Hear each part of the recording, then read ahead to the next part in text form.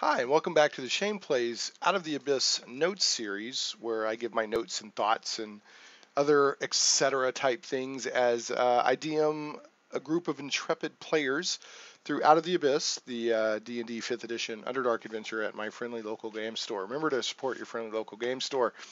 Amazon's cool. I love Amazon, but Amazon doesn't provide the community that a game store does, or the instant I need it now. So, or a place to play. So anyway, I do some Amazon, I do some friendly local game store. I've mentioned that a lot recently in videos. I'm not going to try to turn that into a soapbox. Just want to throw that out there. I think that it's important to the hobby as a whole to support our game stores.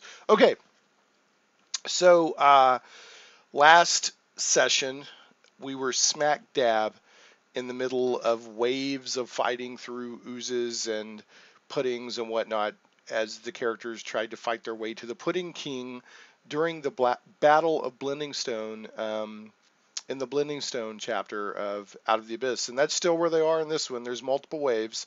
They keep asking, how many waves are there? And I haven't told them, but that they have 5 total waves, and I think they've worked their way through 4 of them. So they have 1 wave left after last session, and and then I think there's a confrontation with a couple of special oozes and puddings that the Pudding King has, and then the Pudding King himself. So I suspect next video we'll be wrapping all that up, and I'll give my notes on how to handle the Pudding King and his special sort of guard puddings. There's some, I think one of them is like a gray ooze with psychic variant and stuff like that. He's named them. Like one's like a prince and princess, I think, since he's the king. We'll talk about that more next video. And we will talk about what happened in this session. But first, I wanted to, I asked a couple of videos ago, because when they were headed to Boon, they had a random encounter with roctopuses. And I've been asking for viewer art, if you will, of a roctopus. And sadly, nobody's sent anything in yet. So I did it, and I want to share with you. So my roctopus. So with no further ado, there it is, right there. Oh yeah, that's it. Yeah. Oh man. Let's get a close up of that bad boy.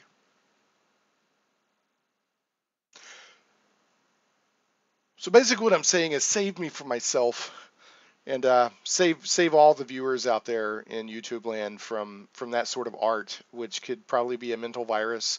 Um, and please send me your Rocktopus art. I'm looking for a mascot, a Rocktopus for Shane Plays. So, and the winner will receive me flapping my lips about how cool they are, and maybe other various sundries. I don't know. But if you're so inclined, send me your Rocktopus art, because really the world doesn't need that. Let's just be honest. That's wow. I mean, I hurt myself looking at that. So anyway, okay. So moving on.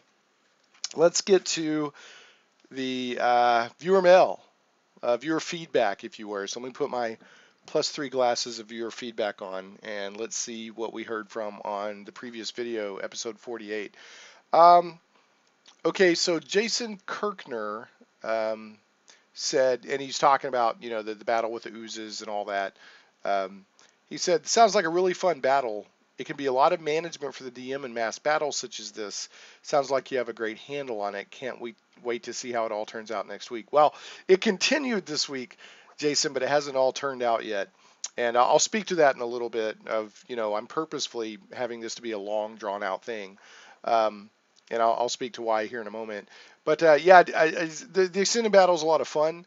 However, I know that there's some rules and house rules and situations and encounters where you're handling, there's like 100 combatants or something like that. And I've done that a little bit. I think when they were at the Kuatoa village, I did that a little bit. But I kind of threw out some really quick ad hoc rules on handling that when all the Kuatoa were fighting each other and the 2 different factions, and the party was in the middle of it.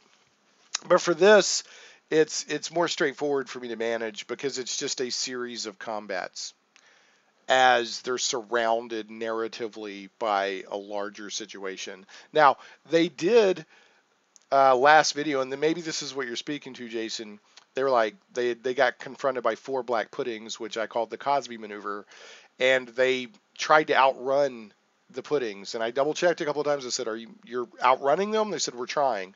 So I purposefully kicked off the next encounter while the original encounter was still going. But normally that wouldn't have happened. I hadn't anticipated that. They just, were like, we're going to outrun the black puddings. I'm like, okay. Because their objective in their mind is like, we got to get to the Pudding King who's across the cavern. So, because right now they're in, I think it's, I don't have my book open to the map, but I think it's section or area 28, 20 something of the Blingdenstone map, which is this big spherical structure where the government, the king and queen of Blingdenstone, used to be when Blingdenstone was a thriving Deep Gnome city before the Drow wiped it out. Because right now Blingdenstone is still this very kind of wild, wild west, kind of dangerous, kind of civilized area where the Sverf Nebulum are trying to take it back over and reclaim it. They've been doing that for a few years. I just still don't have quite a handle on my head how long they've been doing that. I know it says in the book, but I always forget. But it hadn't been real long. Anyway, and so they're in this huge cavern that's full of oozes and cubes and puddings and whatnot. And there's I think on the north end, there's a little exit. And they know for sure the Pudding King's in there because they've heard his voice coming out of there. That's how I played it. But that's where he's at. But the way I let the players know is because they heard his voice booming out of there, taunting and "fight for me, my children," and all that stuff. So they're running through they're fighting their way through this huge cavern. Now, normally this cavern before the Battle of Blingdenstone was just absolutely overflowing, saturated with oozes and puddings and cubes and that sort of thing. And but the army that has invaded purposefully to draw a lot of that off to give the players a chance, almost like a little special forces team, to get to the Pudding King. So who is a deep gnome who's gone mad and has fallen under the influence.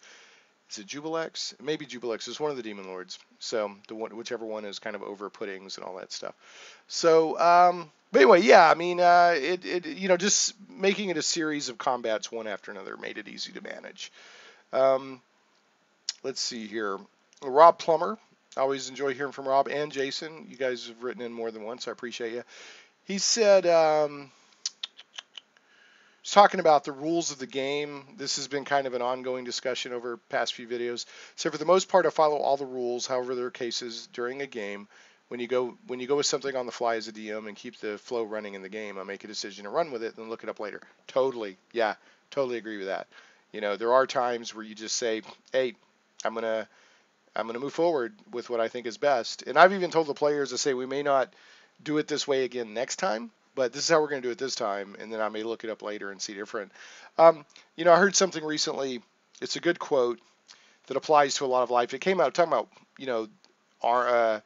I think I heard it actually on the Mattcast or the Matt Chat pod or video interview series on YouTube. Matt Barton's a friend of mine. You should go watch his stuff. He does great interviews with like game designers, video game designers. But he was interviewing a guy who was there at the beginning of the D&D tabletop stuff, and they were talking about wargaming and all this. But he said, a good plan executed, and I'm paraphrasing here, is better than a perfect plan not executed, right? So sometimes you just gotta, this is good, let's move forward and deal with it later. So totally agree, Rob.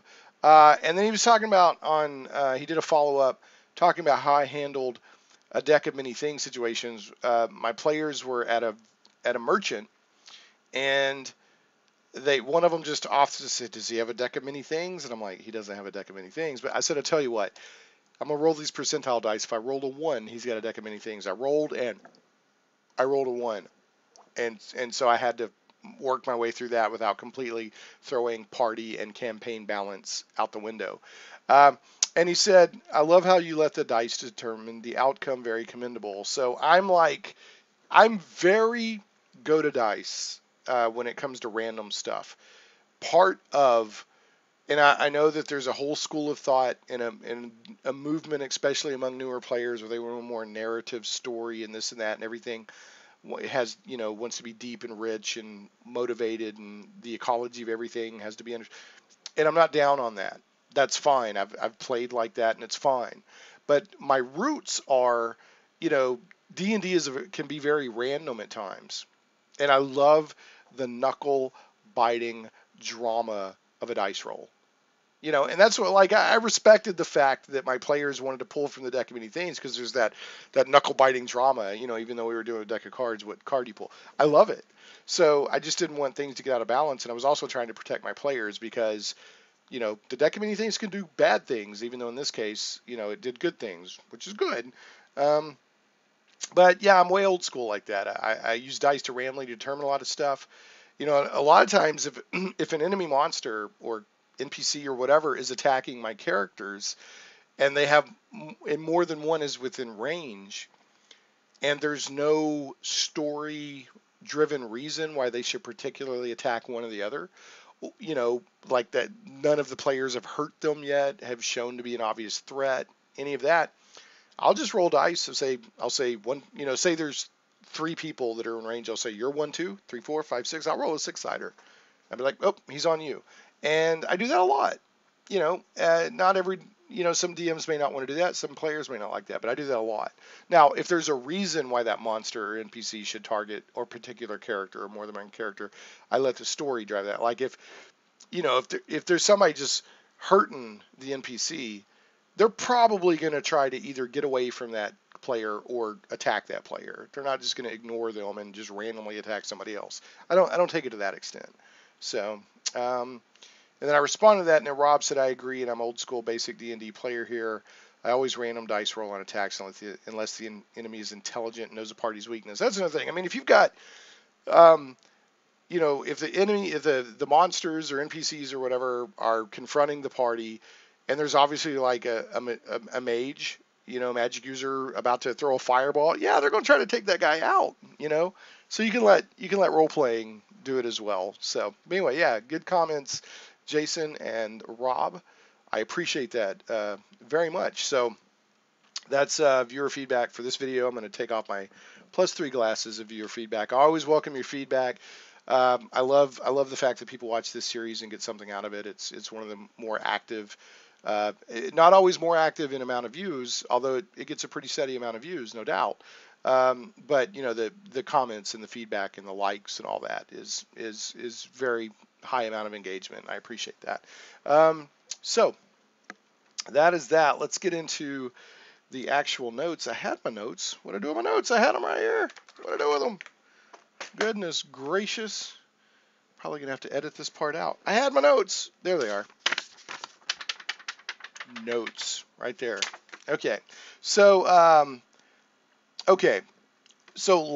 the very end of last video, they had another wave of puddings and whatnot coming at them, and one of them was a gelatinous cube that had kind of broke away and came over to see what was going on after another wave had attacked them. I think like ochre jellies and gray oozes or something like that. And so what I did at the very beginning of the session, I'd already determined that it was going to be Glabagool. I knew it was Glabagool, the sentient gelatinous cube they've traveled with and adventured with already in this campaign. But there's a lot of discussion at the end of last session, or at the next to last session. At the very end, when I said, oh, there's a gelatinous cube coming as well, they're like, is it Glabagool? So they're talking amongst them. The players are like, well, if it's Glabagool, how do we explain don't attack us? And has he gone bad? And or it really, but they call him he. Has he gone bad? And this and that and the other. And I as a DM, I should have picked up on that they wanted to resolve that and not me just have resolve it for them, because there was a lot of discussion. How are we going to handle this? Well, what I did is the very beginning of the session, once we got, you go through a little bit of housekeeping at the beginning of every session, but as soon as we started playing, I said something like, who's Glabagool's biggest fan? And one of my players, I don't know, said me, and then another player said, yeah, he's a pretty big fan of Glabagool. I said, okay, you're going to play Glabagool. It's Glabagool. And one of the players was like, wait a minute, I'm a big fan too, but I was trying to, what's a fair way to determine who's going to play Glabagool, and I figured that was a fair way to do it without rolling dice, ironically, since I just talked about I like to resolve things with dice. And so I kind of feel like, I was like, oh, that guy kind of wanted to play him. But I did say, who's his biggest fan? And this one guy was like, me. And somebody else, he was like, yeah, him. And it was the same player. that went, well, wait a minute, I'm kind of a fan too, once he realized why I'd asked that. But anyway, what's done is done.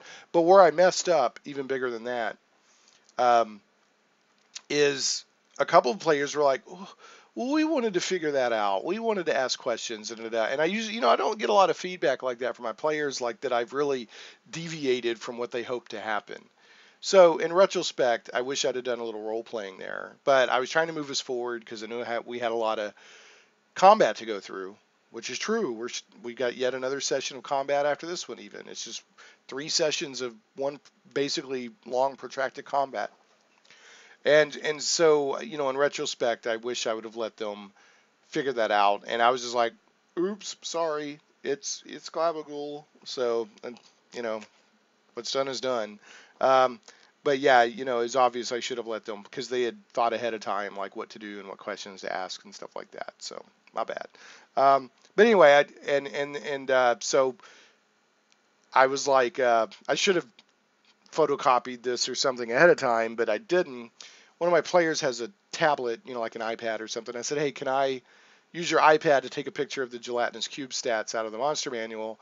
And then that way this player will have the stats to reference. I said, yeah, that's fine. So we just took a picture of the stat block in the monster manual. So he had that to play Glabagool. Another player didn't. At first, it looked like I was going to be 2 players short, which I was pretty worried about because, there's a lot of combat going on here. And this is also a very cool part of Out of the Abyss, this whole Battle of Blingdenstone. So for 2 different reasons, I was like, I'm a little worried. So we said, okay, somebody can play Eldith. That's our, she's an NPC from the very beginning of the adventure, and we also use her as a backup character if somebody's short, like if somebody doesn't show up, or if somebody shows up unexpectedly who's never played before, or just drops in every now and then and doesn't have a character, they play Eldith. She's a Dwarven scout from Gauntlgrim, however you say it. So, so I'd already said, okay, somebody's going to play Eldith. I had somebody playing Glabagool. We were still 2 players short.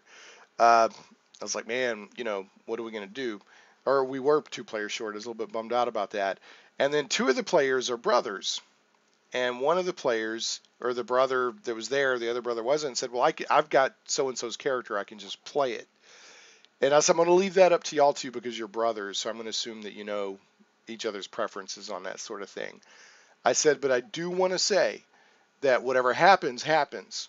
So if that character dies or whatever, the character stays dead. So just keep that in mind before you arbitrarily play somebody, or not arbitrarily, but before you decide to play somebody else's character, even if you think they're okay with it. Because it's not fair for them to get the benefit of an extra character. And this is like one of the reasons he's thinking about doing it is because there was their own really main tank character, really their only warrior, fighter type tank. It's the only one they have, and that guy was gone in the middle of a huge battle. So, and I think it solved itself because one of the players ended up showing up late and played their own character. So, between Eldith being in the mix, somebody was playing 2 characters, was playing their character and Eldith, and another player was playing their character and Glabagool, and then one of the missing players showed up. The brother ended up saying, well, I'm not going to run, my brother's character. Okay. But I did, because we never really talked about that before in our group. So I pretty clearly said, if you play somebody else's character, fair enough. But if they die, they die. Or if something terrible happens or if something good happens, it remains, So that's how I handle it. Maybe some other DMs handle it differently.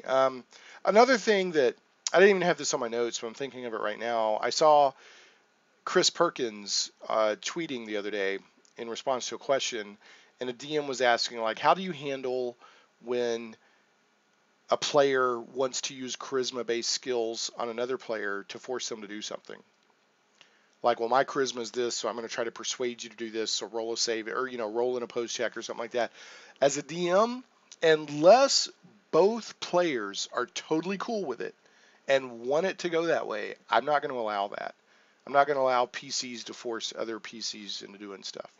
Now, if there's a special ability, or if there's a skill involved, or a spell, not a skill, a spell, okay, that's different. But just, I'm going to use my intimidation and or persuasion and or whatever to force your character to do something, I don't allow that. You know, maybe other people have different thoughts, but that's just, it didn't feel right to me. You know, you should have agency over your own character as much as possible. But like I said, if there's like I'm casting a spell on this character, or I'm gonna, you know, use some kind of whacked out special ability of a magical item or something, yeah, okay. But not just I'm gonna use my charisma on you to force you to do something.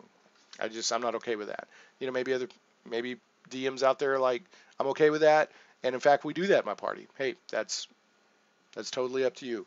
Um, okay, so one other thing, talking about back to like we got players playing Eldith or Glabagool or whatever.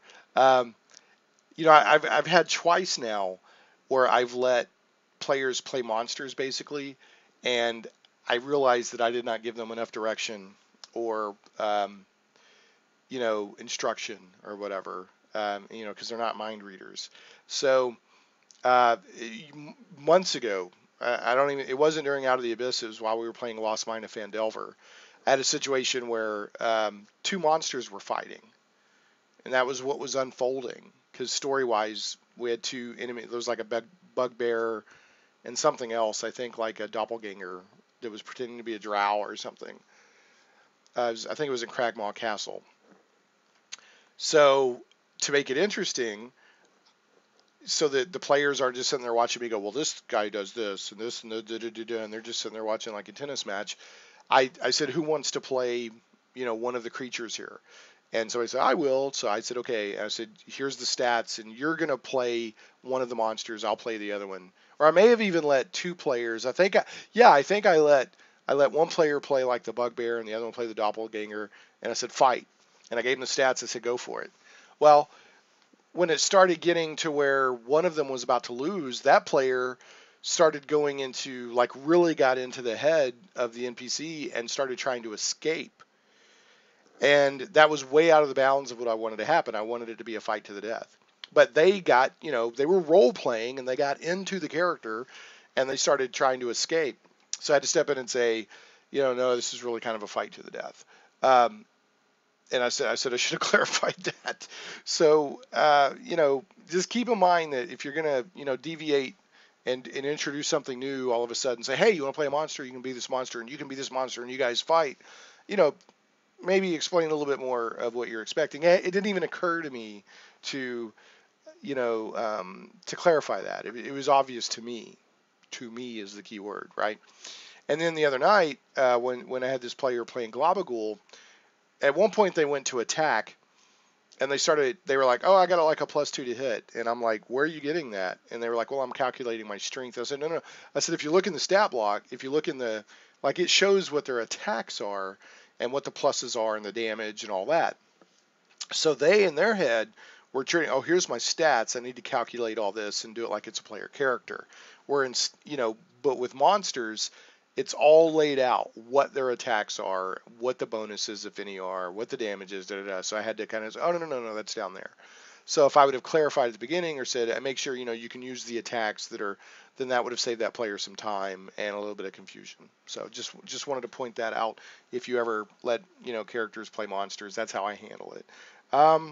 Okay, so the other thing that my players got very excited about when they realized that Glabagool was on their side, they were like, ooh, it's going to be an Ooze slap fight. So they wanted to watch Ooze slapping at each other. They were like, slap fight, slap fight, slap fight. And I just thought that was kind of funny. So, and there was a little bit of a slap fight later in the battle. So they went through the video before last. They went through 2 waves of oozes and puddings and whatnot. This past session, they went through 2 waves. They have a wave left, and then they're going to start getting into the special encounter before the Pudding King and then the Pudding King. But this video that I'm recounting tonight, you know, the past session, they fought their way through 2 more waves of puddings. And I think the first wave was like 4 ochre jellies and 6 gray oozes, and then the wave after that I think was like 2 black puddings and some gray oozes or ochre jellies or something. And remember, I'm doubling everything. because this party, one, they have 7-8 players usually, and they've gotten pretty powerful, so it's hard to find a challenge for them just by the book. So I'm having to, you know, double the amount of creatures encounters, in some cases increase hit points and stuff like that. But what I've done so far is just for these waves of puddings and stuff as they fight their way towards the Pudding King, all it is, I'm just doubling the amount of creatures per encounter. And for the most part, I'm rolling. There's a random table in Out of the Abyss in the Blingdenstone chapter for Battle of Blingdenstone where you roll on a d6 and it determines what they're fighting. And I've pretty much stuck with that. I think the final one, I may have just picked something because I wanted it to be a little bit different or something. I can't remember. But anyway, the point is they're fighting wave after wave after wave of oozes, puddings, and cubes and that sort of stuff. And I just made a note here. I want to clarify. I want a long, drawn out, prolonged series of fights. I'm doing that on purpose because by the book, it can be up to 5, I think, waves of puddings. But depending on how many tasks they've completed, it can subtract it by 1. I threw that. I said, no, they're just plowing through every combat I give them. So I want to give them a prolonged challenge to really make them feel like, A, a sense of, oh, this could be dangerous, and B, a sense of real, wow, can you believe we did that? Wow, I can't believe we did that. Boy, that was a lot of work.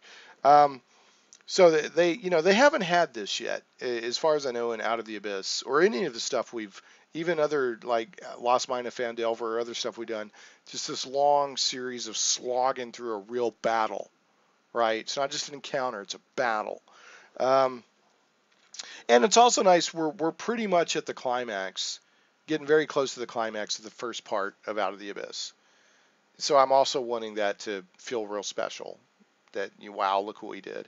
I'm pretty sure on the way out, they're going to have a final confrontation with Ilvara, who's been chasing them since the very beginning because they escaped her custody at the very, chapter 1. That's how this whole starts, is Out of the Abyss. They wake up basically in their underwear as prisoner of the Drow, and they have to escape.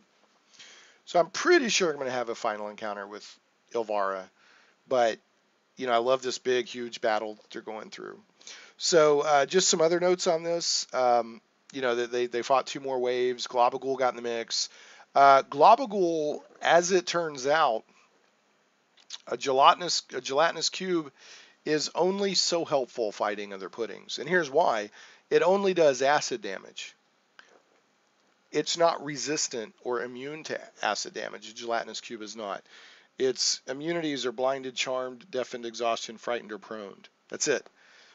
Whereas a black pudding is completely immune to acid damage. And a gray ooze is resistant, which means it takes half damage. And an ochre jelly is resistant to acid, which means it takes half damage. But the damage that a gelatinous cube does is all acid damage. It doesn't even do any bludgeoning damage. If it hits you with a pseudopod, that's acid, and if it engulfs you, that's acid damage. So, it can't. A gelatinous cube cannot win against a black pudding, because a black pudding does acid damage and is completely immune to acid damage, which it's completely reversed. Well, it's not completely reversed. A gelatinous cube does acid damage, but is not. Yeah, it's completely reversed. It does acid damage. Well, anyway, a gelatinous cube does acid damage, but is not immune or resistant to it. So it will absolutely get its butt kicked by a black pudding. But it can hurt a gray ooze or an ochre jelly, but they're resistant to its attacks. But it does a lot of, a pseudopod or an engulf does a lot of damage. So a gelatinous cube, between the amount of hit points it has and the amount of damage it does, is going to be fine probably against an ochre jelly or gray ooze or even multiple ones. So just want to point that out. So it was, in the fighting, I think that it had to, Glabagool had to kind of shuffle away from a black pudding, but it did get into a fight. Glabagool got into a fight with an ochre jelly, and this, for Glabagool, this first time in its life that this kind of thing it took damage. I think a black pudding may have actually hurt it because it was moving away and it took like a attack of opportunity. It was like, wow, ow, it never, Glabagool has never taken damage before that I can remember. So that was a very new experience for him. Um, but he was game from the very beginning. He's like, hey, what's going on? Hey, what's up? Yeah, I'm just hanging out with all these puddings and stuff. And they're kind of like me, but they're not. They're not really talking like I am. But there's this guy around here we're all hanging out with. But they explained to him what was going on. And, Glabagool's like, well, you're my friends. Like this party, or at least a lot of the members of the party, because other people have died off and been replaced, or new players have joined, or whatever. This party, when Glabagool woke up, I think in the Pudding Temple or something like the Oozing Temple or something like that, these were really the first sentient beings that Glabagool encountered. So they're kind of like his family. So when push comes to shove, he's coming in on the side of the players, and when they explain the Pudding King is bad, they're like, okay, he's like, okay, I'll help you, because even though the Pudding King is under the influence of the demon lord, this overall puddings and stuff, Glabagool has his own mind. That's how I'm playing it anyway. So he's helping him for right now. But yeah, he kind of got in the fight. He was useful to a point, like being a target to get attacked at, and then also to go help with like ochre jellies or great oozes. But he wasn't as effective fighting other puddings and oozes and stuff as he may be, against other opponents. But it was still, they're like, pudding fight, slappy, slappy. So they were all happy about that. So some other thing that, some notes with the characters, they've still got this necklace of fireballs that they got in the same temple where they got Dawnbringer, the sentient sun sword, Sunblade, the lightsaber basically.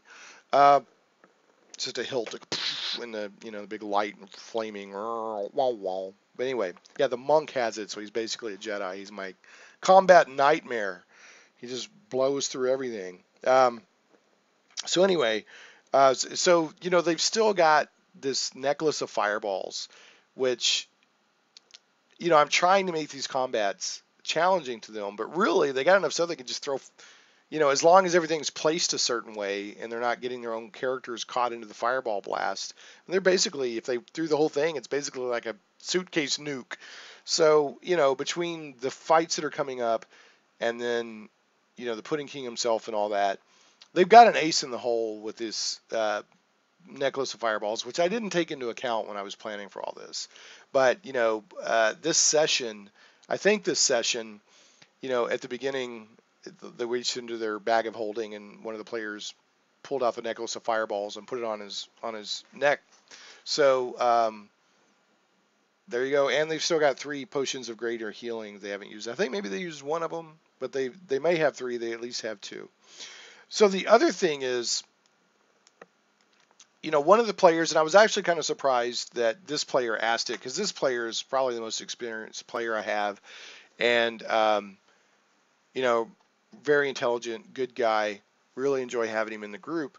But he said something like, because I've explained over and over that they're in this huge cavern full of oozes and this and that and the other, and they're like, well, can't we just run around them, or can't we? And I'm like, you're in a cavern full of oozes. Even though a lot of them have been drawn off by the main battle, there's still a bunch in here. So the ones you're fighting are just the ones that have taken interest in you and have come over. But they're everywhere. I mean, this cavern is still full of them. So I had to kind of reiterate that. And he didn't challenge me on it, but I felt like I was kind of like, dude, they're in a thing full of. So maybe I didn't explain it well. If you're going to do a unique situation, which this is, where they're running through a cavern full of oozes and they're fighting wave after wave after ooze, you want to make sure to set the right mental understanding and imagery and of the setup and what's going on. Because the first battle they got into in this, they wanted to run ahead of. They're like, well, we'll just leave these black puddings behind us. Well, dude, you're just running into more black puddings. But I guess I didn't make that point clear enough that they're everywhere. You're just working your way through. So I think they finally got the point in game terms. They're like, it's just going to be several waves that they have to deal with. And in fact, I think I mentioned in the beginning of this video, a couple of players were like, how many waves do we have? I was like, I'm not going to tell you that. So, And then I asked them at the end of the session, I said, how do you feel you're at, party wise?